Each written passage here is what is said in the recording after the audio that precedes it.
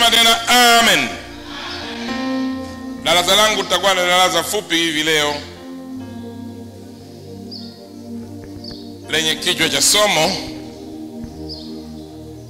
mwana wa Adamu aliye mtukufu. Mwana wa Adamu aliye mtukufu.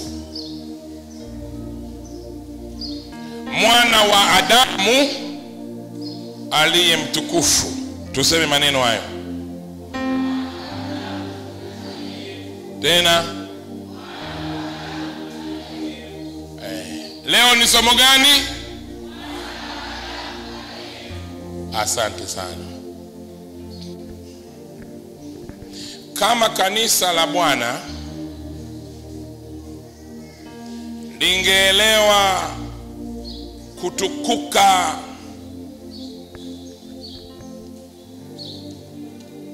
kwa Yesu mwana wa Adamu kulivyo, kama kanisa la Bwana lingeelewa kutukuka kwa Yesu mwana wa Adamu kulivyo,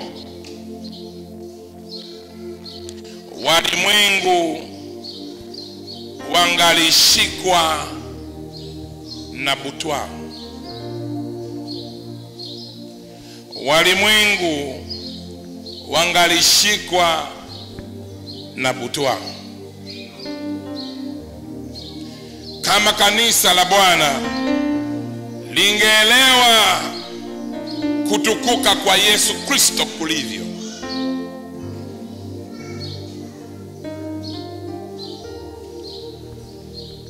ni wajibu wa kanisa kumnena Yesu mwana wa Adamu aliyetukuka. Ni wajibu wa kanisa kumnena Yesu mwana wa Adamu aliyetukuka. Wajibu wa kanisa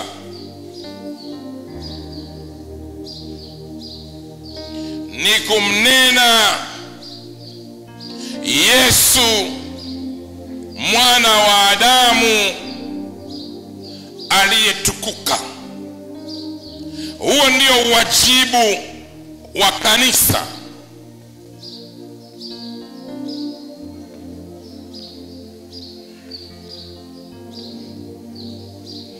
Sio kunena jambo lingine lolote, bali mwana wa Adamu Yesu Kristo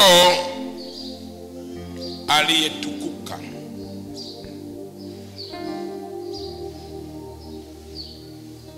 Mahubiri ya mitume kwa Wayahudi hayakukomea tu katika kufa kwa Yesu. Mahubiri ya mitume kwa Wayahudi hayakukomea tu katika kufa kwa Yesu. Petro aliwaambia Wayahudi, Matendo ya Mitume sura ya 5 mstari wa 31.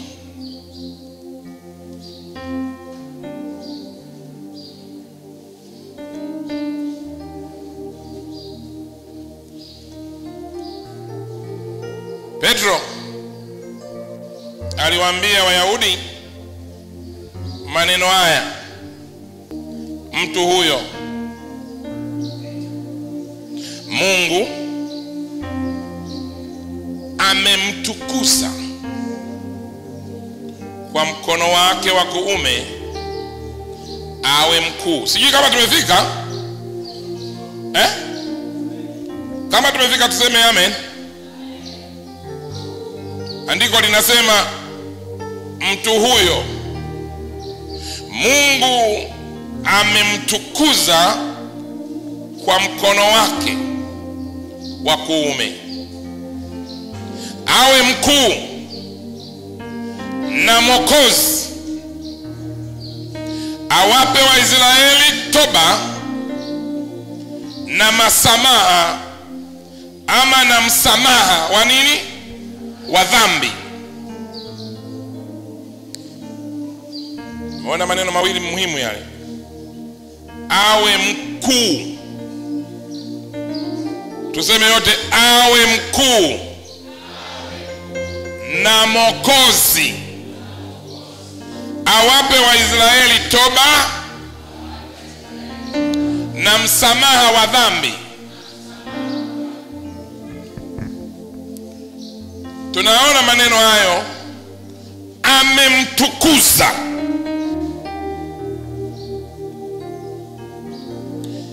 Kwa hiyo mitume hawakuishia kueleza habari za Yesu Kristo mpaka kwenye kufa kwake. Waliendelea zaidi ya pale mpaka Mungu alipomtukuza na kumfanya kuwa mkuu, mkombozi wa Waisraeli kwa toba na msamaha wa nini? Wa dhambi. Stefano, shahidi mfiadini wa kwanza, alisema mbele ya Wayahudi,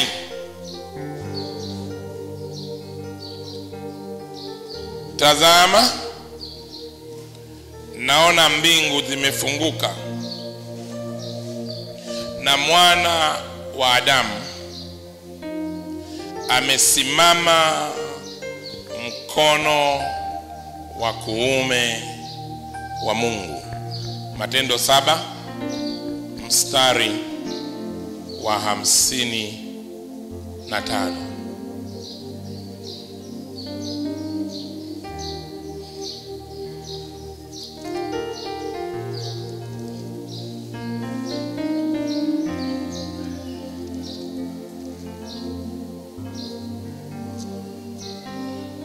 Matendo 7:55. Maandiko yanasemaje?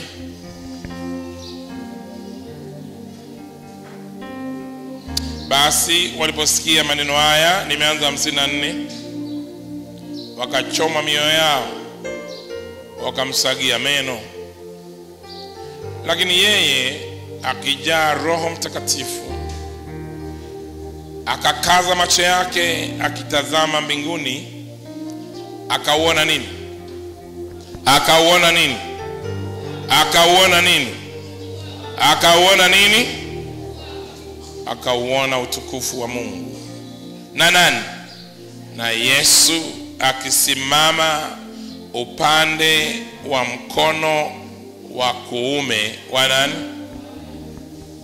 Akaona utukufu wa Mungu na Yesu akisimama upande wa mkono wa kuume wa Mungu. Ukisoma maandiko yote ya Biblia nzima, ni sehemu hii tu tuliyoisoma ndio utaona Yesu Kristo anaonekana amesimama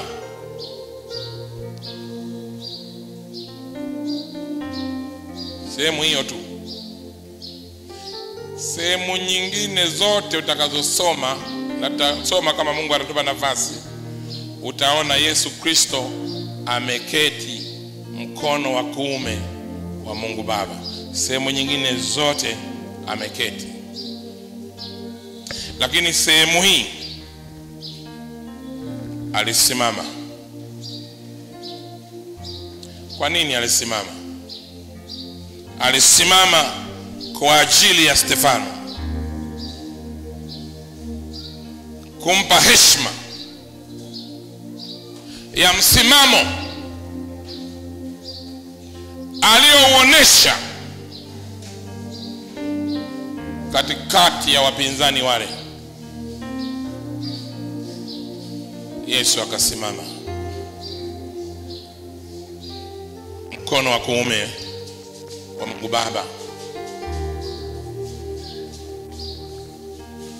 Sehemu nyingine zote ameketi. Kama tutaonyesha msimamo waziwazi,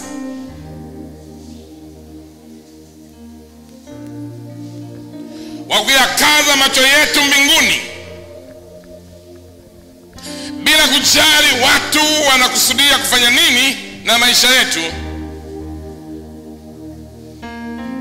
Yesu Kristo atatupa neema ya kuuona utukufu wake, ya kuuona utukufu wa Mungu, na atasimama kwa ajili yako na yangu kama tutakuwa watu wenye msimamo thabiti.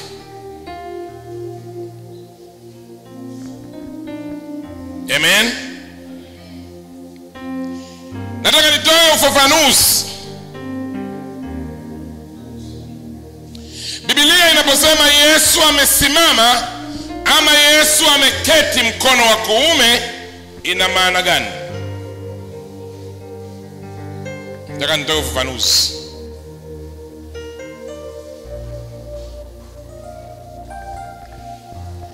Kwa sasa nyingine inaweza ikawa haieleweki sana, na inabidi ni muhimu kutoa ufafanuzi.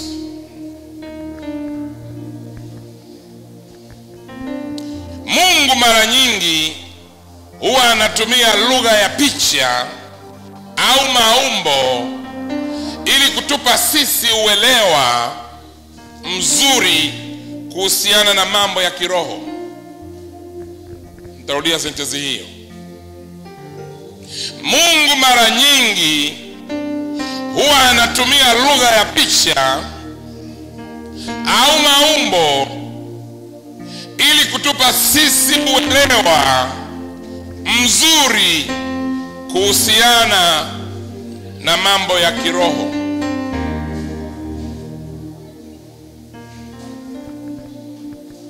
Hilo ni jambo muhimu ambalo ningependa ulipate. Kama tunavyojua, inapotokea mtawala, labda rais, amekualika uketi pamoja naye meza moja, ule chakula pamoja naye, ni wazi kuwa kwa kitendo hicho ama kwa tendo hilo litakuwa limekupandisha hadhi sana. Uongo kweli? Ukapata mwaliko wa kwenda kupata chakula cha pamoja na mheshimiwa rais katika meza moja, tendo hilo peke yake wewe litakuwa limekupa hadhi kubwa sana. Kama tu watu wanaotokea Ikulu wanakuwa na jeuri, mimi natoka Ikulu, natoka State House. Vipi ukipata heshima ya kupata chakula pamoja na mheshimiwa rais, unajisikiaje? Hadhi yako inapanda. Hata ukitoka hapa unasema nilikuwa napata, hata kama hujaulizwa na mtu yeyote, unaanza tu kuwaambia watu, usinione hivi, nimetoka kupata chakula cha jioni na mheshimiwa rais. Yaani ili watu tu wajue, yani wajue unataka kitu fulani ka ziada. Sasa zamani za wafalme ilikuwa mtu aliyepewa heshima. Sasa zamani za wafalme ilikuwa mtu aliyepewa heshima ama aliyepewa heshima kubwa aliwekewa kiti chake kidogo pembeni mwa mfalme upande wake wa kuume. Umesikia hiyo sentence? Mtu aliyepewa heshima kubwa na mfalme aliwekewa kiti chake kidogo pembeni mwa nani? Mwa mfalme. Upande gani? Upande wa kuume. Na hiyo ilikuwa ina maana kubwa zaidi ya heshima peke yake. Kuwa na kakiti kadogo kadogo pembeni mwa mfalme, mkono wa kuume wa mfalme, umeketi mkono wa kuume wa mfalme na kakiti kako kadogo kadogo, hiyo ilikuwa ina maana gani? Hiyo ilikuwa ina maana kubwa zaidi ya heshima peke yake, bali pia ilimaanisha kupewa mamlaka. Ilimaanisha nini? Sisikii. Ilimaanisha nini? Ilimaanisha nini? Kupewa mamlaka. Ndio unaketi mkono wa kuume wa nani? Wa mfalme. Maana yake umepewa nini? Mamlaka. Hivyo katika Biblia sasa, unapokutana na mkono wa kuume, hilo neno ndio linatawala sana. Mkono wa kuume. Mungu ametumia picha hiyo kumaanisha aidha mambo haya makuu matatu. Tarudia, nenda polepole. Hivyo katika Biblia unapokutana na mkono wa kuume, Mungu ametumia picha hiyo kumaanisha aidha mambo haya makuu matatu. Mambo makuu mangapi? Matatu.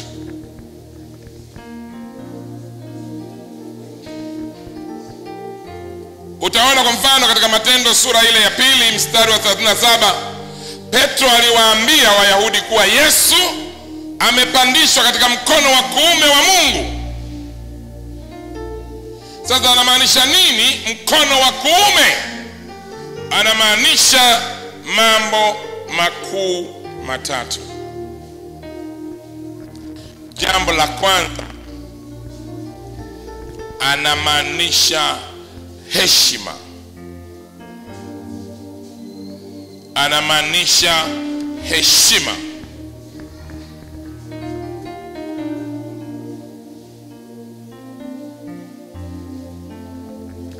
Anamaanisha nini? Heshima. Kwa hiyo mkono wa kuume, jambo la kwanza, hiyo lugha inamaanisha heshima. Maandiko utuambia Kristo ameketi mkono wa kuume wa Mungu. Ni kutuonyesha hadhi na ukuu alionao sasa. Ni kutuonyesha hadhi na ukuu alionao sasa. Ndio wanatumia ameketi mkono wa kuume wa Mungu. Wanatuonyesha hadhi na ukuu alionao sasa. Hiyo sentence ni very important. Mbinguni wapo malaika wengi wenye nguvu, wapo wenye uhai wanne, wapo maserafi na mamilioni ya malaika. Lakini hakuna hata mmoja alipewa hadhi ya kuwa karibu, umeelewa maneno hayo, ama ya kuwa sawa na Mungu zaidi ya Yesu Kristo Bwana wetu. Hadhi hiyo, andiko Waebrania sura ile ya kwanza mstari wa 13. Je, yuko malaika aliyemwambia wakati wowote, uketi mkono wangu wa kuume hata nitakapoweka adui zako chini ya nyayo zako? Mbona swali hilo? Mbona andiko hilo? Mmefika? Waebrania 1:13.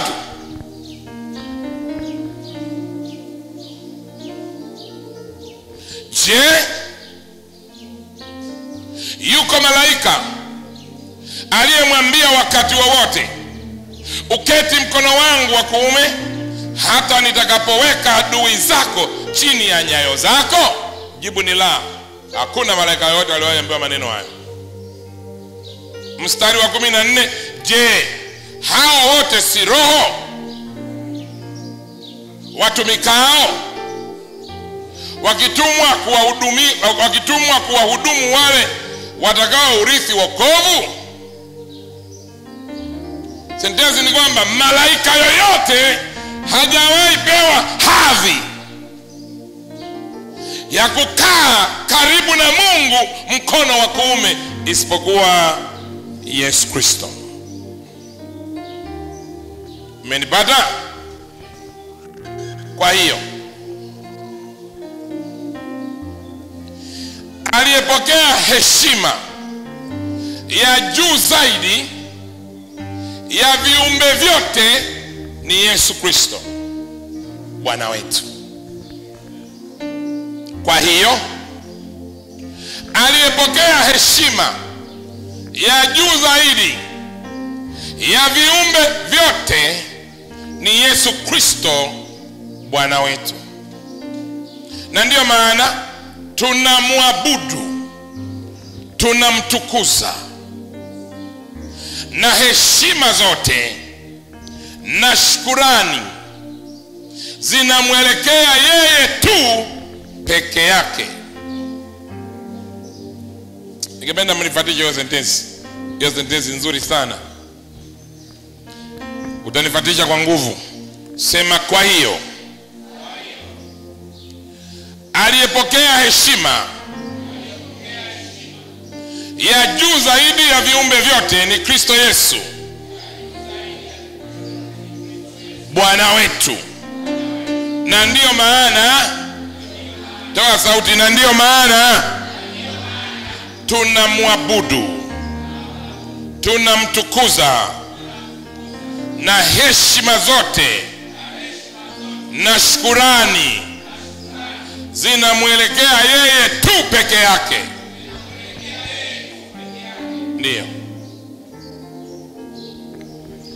Ndiye mfalme wa wafalme na Bwana wa mabwana. Tuseme tena, ndiye mfalme wa wafalme na Bwana wa mabwana. Hafananishwi na mwanadamu yoyote duniani wala malaika yoyote mbinguni. Sema, hafananishwi na mwanadamu yoyote duniani wala malaika yoyote mbinguni. Huyo ni nani huyo? Huyo ni nani huyo? Huyo ni nani huyo? Hafananishwi na mwanadamu yoyote duniani wala na malaika yoyote mbinguni. Huyo ni nani huyo? Sasa kibabe zaidi unasema Yesu Kristo Bwana wangu. Kibabe zaidi, hafananishwi na mwanadamu yoyote duniani wala malaika yoyote mbinguni. Yesu Kristo Bwana wangu. Ndio. Kwa tunaona jambo la kwanza linalomaanishwa ni nini jamani? Heshima. Jambo la pili, nafafanua ile lugha ya picha. Ameketi mkono wa kuume wa Mungu. Sawa? Jambo la pili inamaanisha nini? Mamlaka. Mamlaka. Mamlaka. Lakini pia mkono wa kuume sio tu heshima, bali pia uwakilisha mamlaka.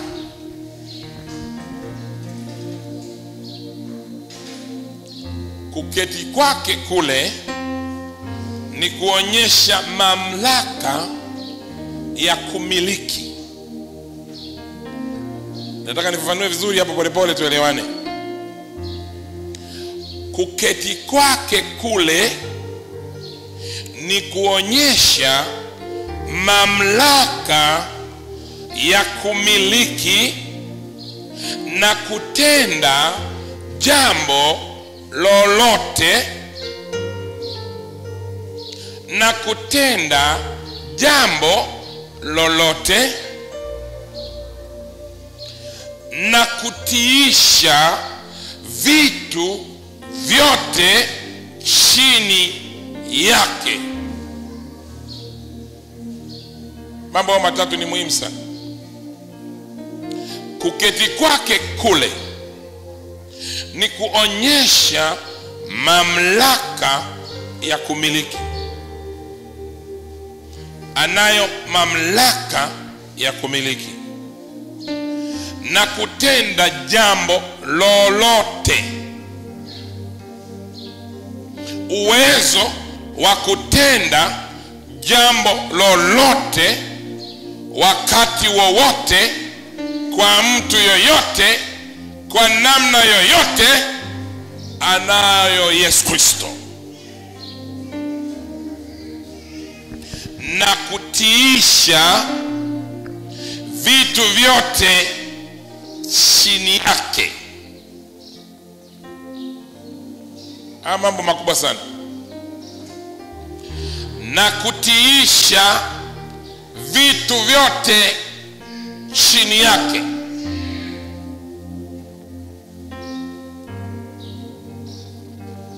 Na kutiisha vitu vyote chini yake.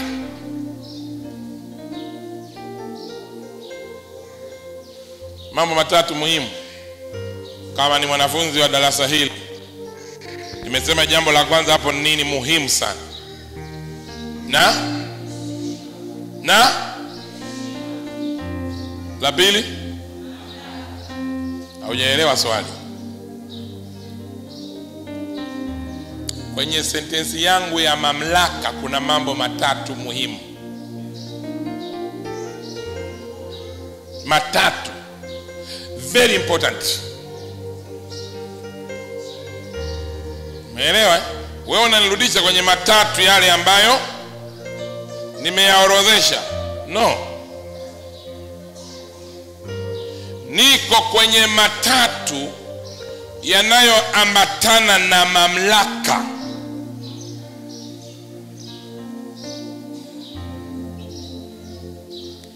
Sijui kama mmenifuatilia vizuri. Kwa sababu tunasema Yesu Kristo ana mamlaka nimeona ni vizuri ni kuwekea ufafanuzi. Unapotumia neno mamlaka, uwe unajua unamaanisha nini. Umeelewa? Na nimeorodhesha mambo matatu. La kwanza, toa sauti. Toa sauti. Kumiliki. La pili, usiniambie tu kutenda. Kuna standard imewekwa kwenye sentensi yangu. Kutenda. Wewe mwenyewe unaweza kutenda, lakini wewe huwezi kutenda lolote. Wewe unaweza kutenda yale unayoyaweza. Uongo? Anaweza kutenda lolote. Hiyo nataka muipate. Sio tu anamiliki, hata kwenye kutenda, kwa hiyo mamlaka aliyonayo, anaweza kutenda lolote alitakalo, kwa namna yoyote aitakayo, kwa wakati wowote atakao, na hakuna mtu yoyote anaweza kuuliza lolote.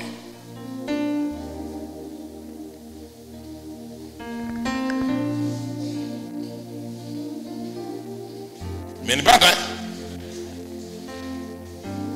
Epiga kelele, sema mamlaka. Tatu. Jambo la tatu, na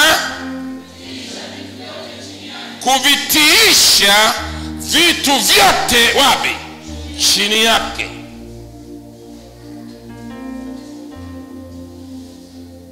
Vyote viko chini yake.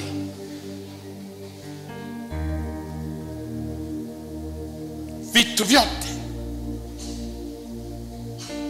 Nataka nikupe andiko kwanza kabla sijakolea. Haya mambo matukufu nataka niende nayo polepole ili tuelewane. Waefeso sura ya kwanza mstari wa 20 na 21 na 22 na 23. Kwa hiyo mstari wa 20 mpaka 23. Waefeso sura ya kwanza mstari wa 20.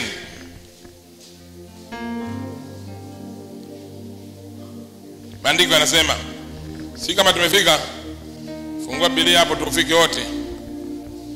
Tufike wote Waefeso.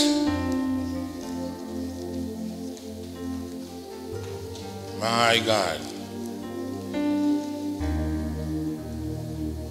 My God, my God.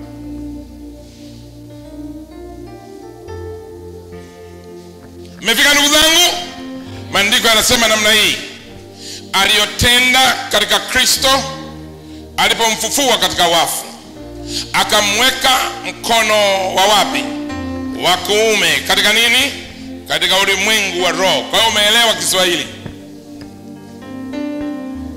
Maana yake Yesu Kristo anamiliki ulimwengu wa roho. Maana yake Yesu Kristo anatenda lolote katika ulimwengu wa roho.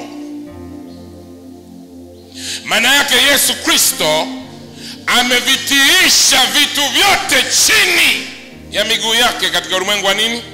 Wa roho.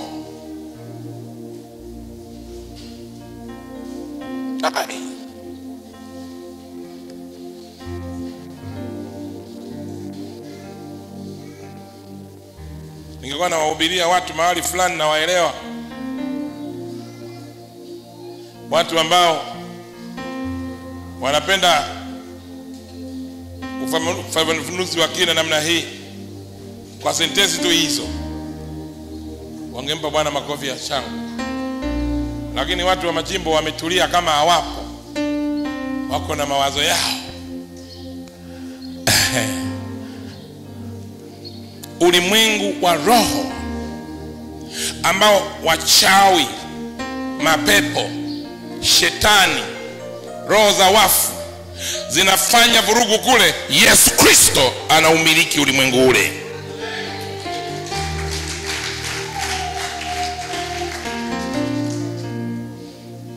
Mbona maneno hayo? Mstari wa 20 ngapi unafuata? 21. Juu sana. Piga kelele, sema juu sana kuliko ufalme wote na mamlaka na nguvu na usultani na kila jina litajwalo, wala si ulimwenguni humu tu, bali katika ule ujao pia. Akavitia vitu vyote chini ya miguu yake. Vimetiwa wapi? Akaweka awe kichwa juu ya vitu vyote kwa ajili ya kanisa, ambalo ndilo mwili wake, ukamilifu wake, anayekamilika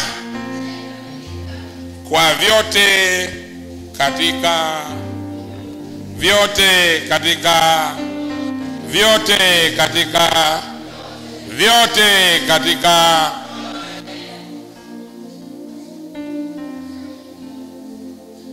Bwana Yesu anavyotisha.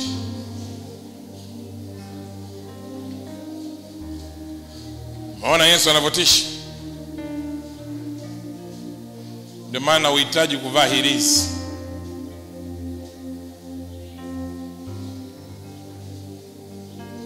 Uhitaji kuvaa hirizi. Uhitaji kubabaishwa na pepo wala waganga wa kienyeji. Kama kweli wewe umeokolewa, unaijua mamlaka alionayo Yesu Kristo,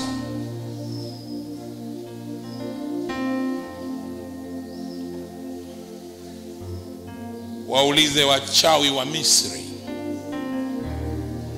waliojivunia dawa zao na uganga wao. Ilipofika saa Mungu anataka jambo lake, walikusanywa wachawi wote wa Misri, wakafedheheshwa, wakaaibishwa, wakanyenyekeshwa. Wachawi wakamwambia Farao, jambo hili ni chanda cha Mungu pekee. Wachawi hao. Na ukiendelea kuwazuia watu, sisi na wewe wote tutapata matatizo. Iko mamlaka kubwa kwa Mungu ambayo shetani hana mamlaka hiyo, waganga hawana mamlaka hiyo, mapepo hawana mamlaka hiyo, wachawi hawana mamlaka hiyo, wapinzani wako hawana mamlaka hiyo.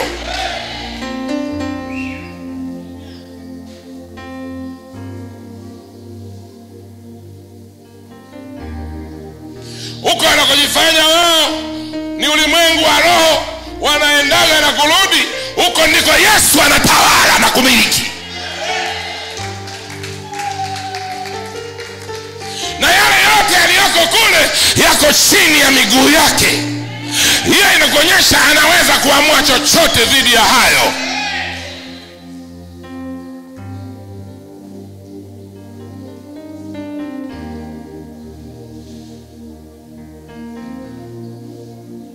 Unaogopa nini? Kama huijui mamlaka alionayo Kristo Yesu, ndio wewe utababaisha.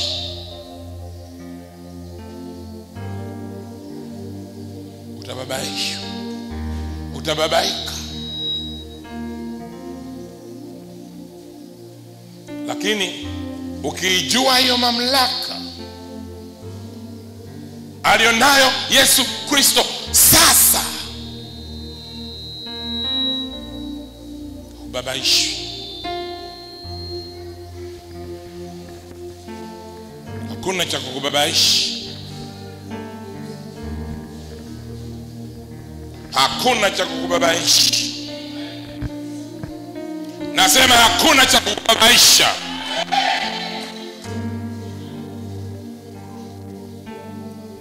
Anayo mamlaka ya kutuombea na kutusamehe dhambi, na hakuna mtu anaweza kukataa juu ya hilo. Warumi 8:34.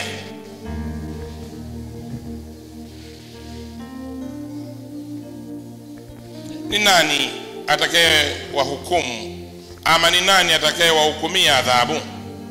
Kristo Yesu ndiye aliyekufa, naam, na zaidi ya hayo amefufuka katika wafu, naye yuko mkono wa kuume wa Mungu. Tena ndiye anayefanya nini? Anayetuombea. Mbona maneno haya? Yaani Kiswahili kizuri, anatuombea kwa mamlaka.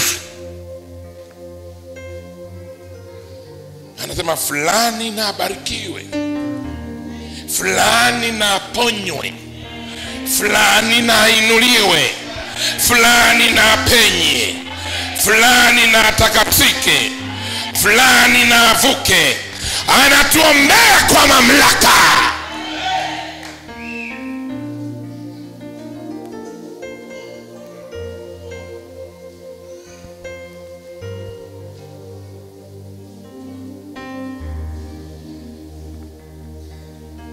Mamlaka ya rohoni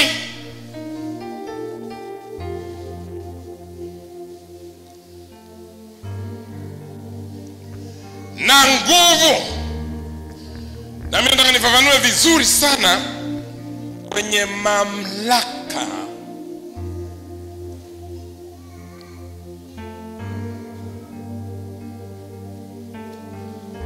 Ana mamlaka ya kutumwagia vipawa vya rohoni. Mamlaka ya kutumwagia vipawa vya rohoni.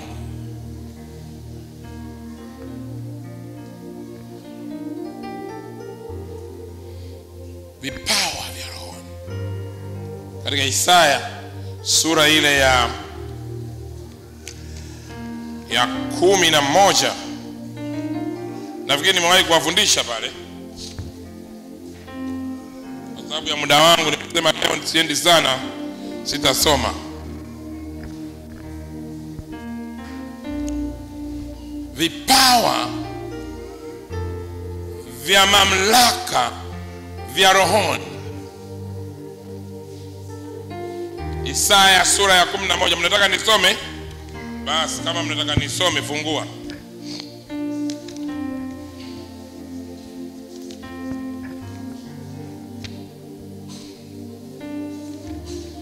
Mstari wa 2.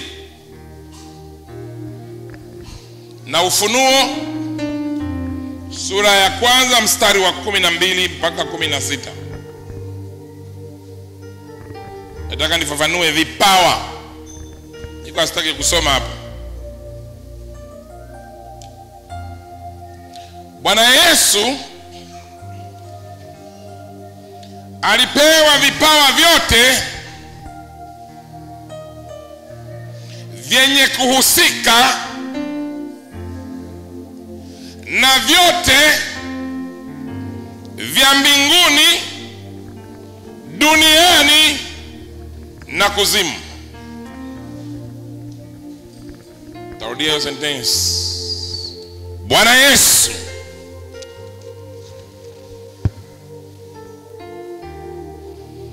alipewa vipawa vyote vyenye kuhusika na vyote vya mbinguni, duniani na kuzimu.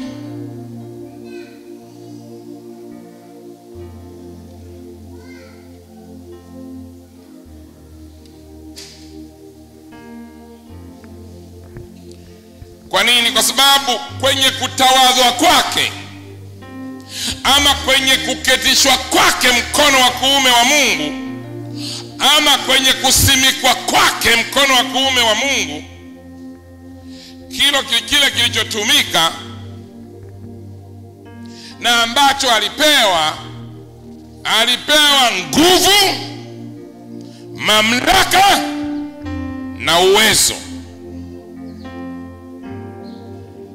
Nguvu alizopewa sio malaika wala jeshi, bali ni vipawa. Nataka hapo niende polepole mnielewe. Nguvu alizopewa sio malaika wala jeshi, bali ni vipawa. Baba yake alimpa vipawa vyote vyenye kuhusika. Tarudia hapo polepole, nataka mpate hiyo. Baba yake alimpa vipawa vyote vyenye kuhusika.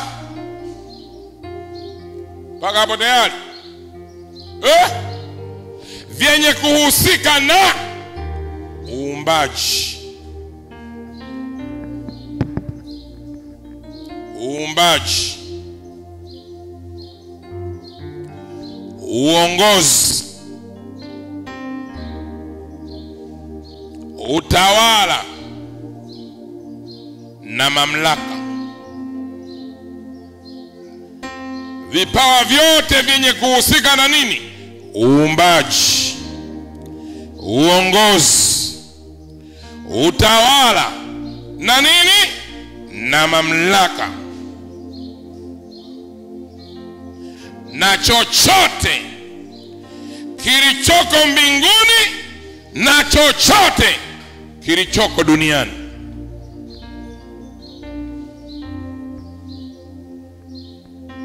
Na chochote kilichoko mbinguni na chochote kilichoko duniani.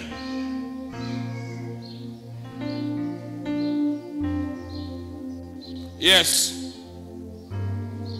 alipewa uwezo wa hekima juu yao. Alipewa uwezo ya ufahamu juu yao. Vitu vyote vilitiwa chini ya nguvu alizopewa, ambazo ni vipawa vile vilivyoumba viumbe hivyo vya mbinguni. Vipawa vile vilivyoumba vitu vyote vya mbinguni na vya duniani, Yesu Kristo alipewa.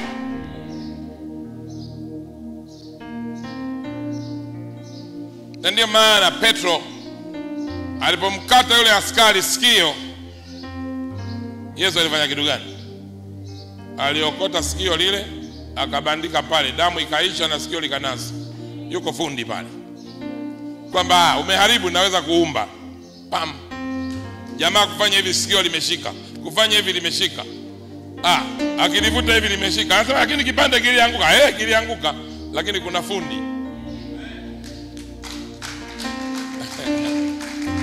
Hiyo mamlaka anayo Bwana wetu na Mwokozi wetu Yesu Kristo. Sasa vipawa vinaelezwa vizuri katika maandiko ya Isaya 11 mstari wa 2.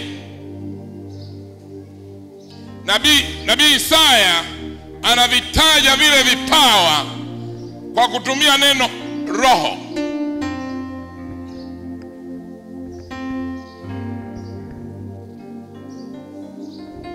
Kwanza mmefika sijui Isaya 11:2? Haya, hebu someni.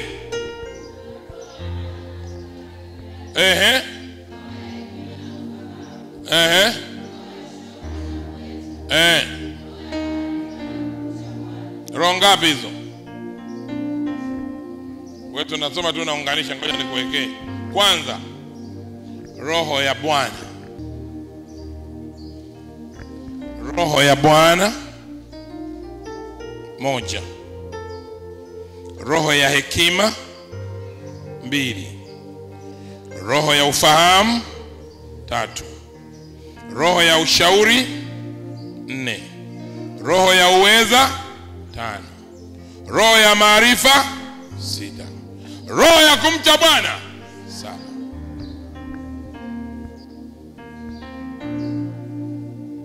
Ni vipawa ambavyo Bwana aliviachilia moja kwa moja kwa Yesu Kristo. Nataka mimi leo niweke nguvu zangu kwenye sehemu ya 3, ulinzi. Ulinzi. Si nimwambia kuna vitu vitatu au hamjavikumbuka? Vitatu. Cha kwanza nilisema nini? Heshima. Cha pili mamlaka. Cha tatu ulinzi. Na ndo navifafanua. Niko ulinzi sasa. Ulinzi.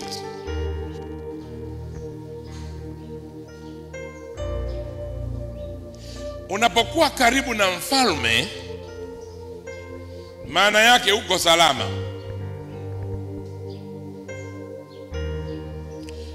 Uko chini ya mfumo wa ulinzi wake, si uko karibu naye.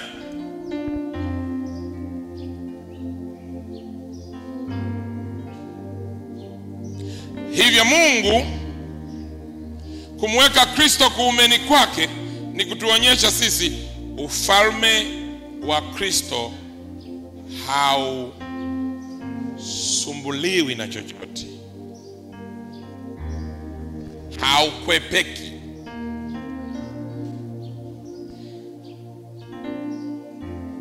Na wanaompinga kazi yao ni bure.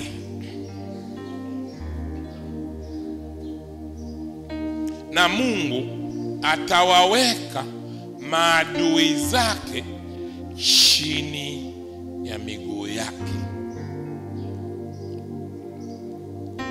Wako watu ni waajabu, eti ni maadui wa Yesu. Watu ni waajabu sana duniani, eti ni maadui wa Mungu. Asa we Mungu utamfanya nini?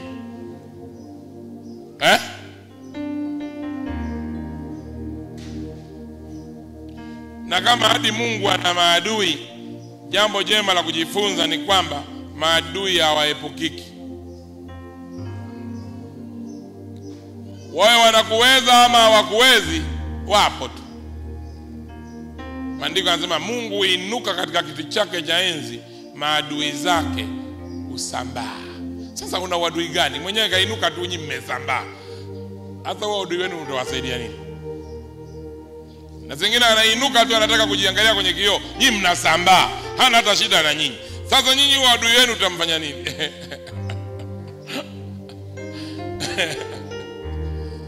Angalia maandiko kwa mfano, Zaburi 110 mstari wa 1. Neno la Bwana kwa Bwana wangu, uketi mkono wangu wa kuume, hata niwafanyapo adui zako kuwa chini ya miguu yako. Nataka nikutangazia asubuhi ya leo, uko na ulinzi. Uko na ulinzi kutoka kwa Yesu Kristo, na maadui zako wako chini ya miguu yako. Nasema adui zako wote wako chini ya miguu yako. Wako chini ya miguu yako. Watake wasitake, wako chini ya miguu yako.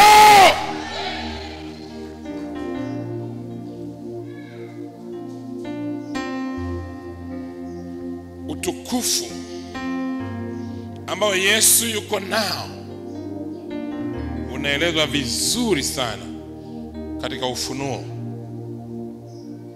Sura ngapi nimekwambia? Sura ya 1. Mstari wa ngapi mpaka ngapi? Nataka tumalizie hapa.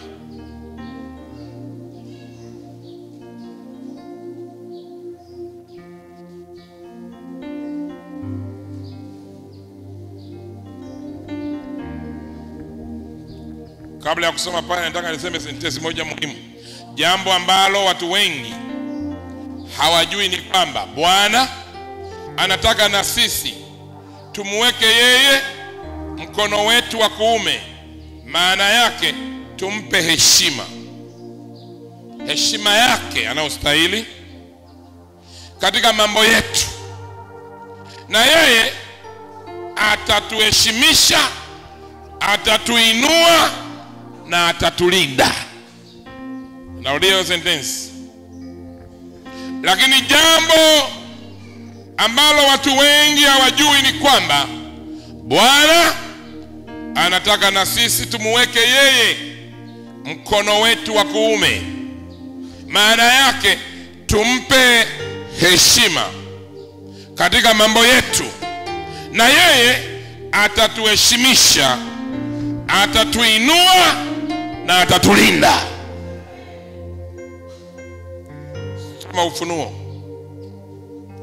sura ile ya kwanza na mstari ule wa ngapi ule?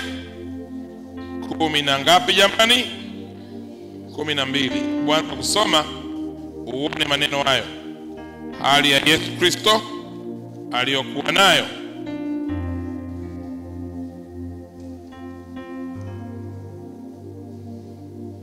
Umefika?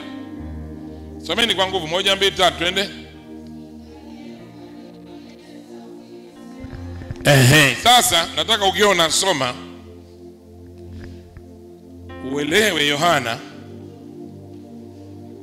alimuona Yesu Kristo hali alionayo sasa, sio vile alivyokuwa naye kabla hajapaa. Umeelewa sentensi hiyo? Yohana anatueleza vile alivyomuona hali alionayo sasa. Alimuonaje? Twende.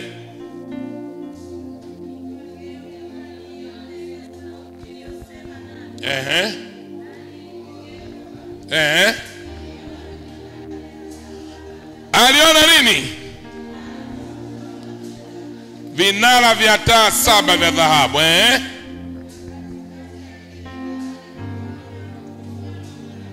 Na katikati ya vile vinara nikaona mtu mfano wa nani? Amevaa vazi lilofika wapi? Na kufungwa mshipi wa dhahabu.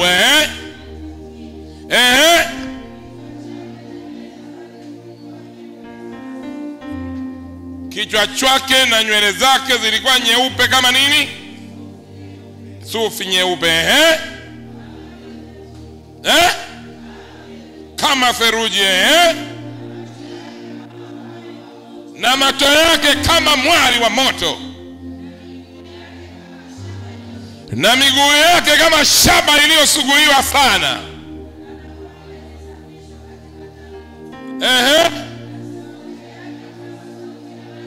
Sauti yake kama sauti ya maji mengi.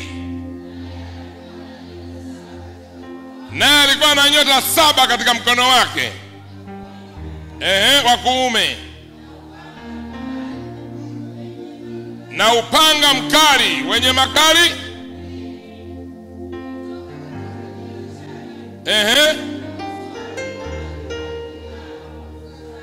Na nini? Mbona Yesu anaonekanaje? Unamwona Yesu anaonekanaje?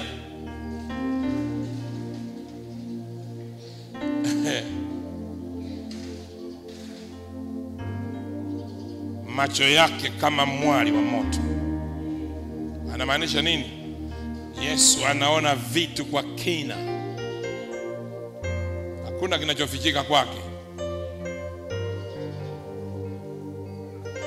Na uzuri, nilipokuwa nafundisha kitabu cha Ufunuo niliwapitisha hapo, si ndio? Si nimewapitisha hapo?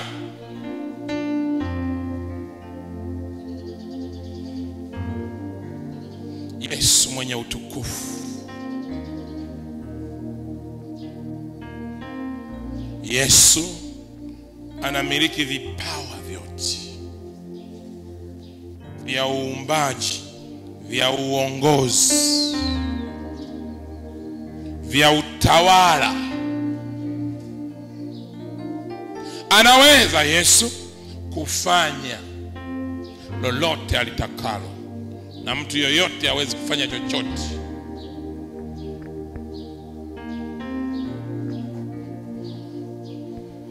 Ana hiyo mamlaka. Yesu ana hiyo mamlaka. Yesu ana hiyo mamlaka. Yesu ana hiyo mamlaka. Na tunapokuwa tumempa Yesu nafasi ya kuketi mkono wa kuume kwetu, anatupa heshima, anatuinua, anatulinda. Kuna mtu anaweza kukuchezea chezea?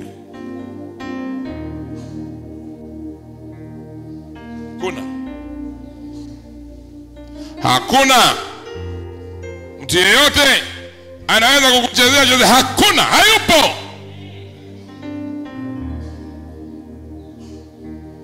Unaijua mamlaka Yesu Kristo alionayo?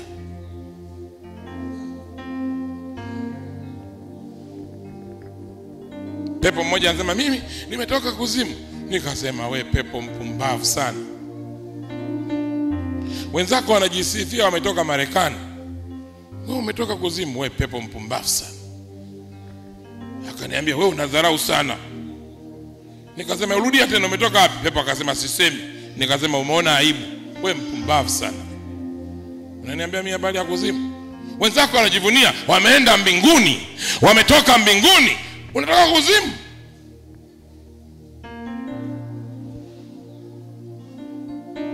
Oh, mimi sijui naenda baharini. Baharini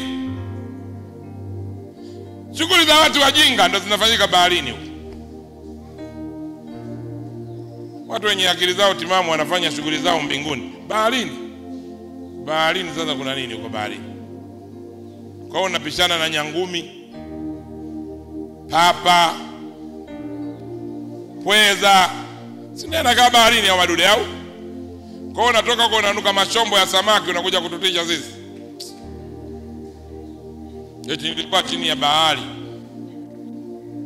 Eti mambo ya ajabu sisi. Sisi tunatoka heaven bwana. Tunanukia presence. Sisi tuna uwepo wa Mungu bwana. Sisi tunanukia mbinguni bwana. Jamani haleluya. Nasema jamani haleluya. Usiwaogope watu wanaotoka maeneo mabovu kama hayo. Eti hii biashara yangu mimi nilienda baharini. Kwa hiyo nataka uniambie pweza ajambo ulimuona huko pweza?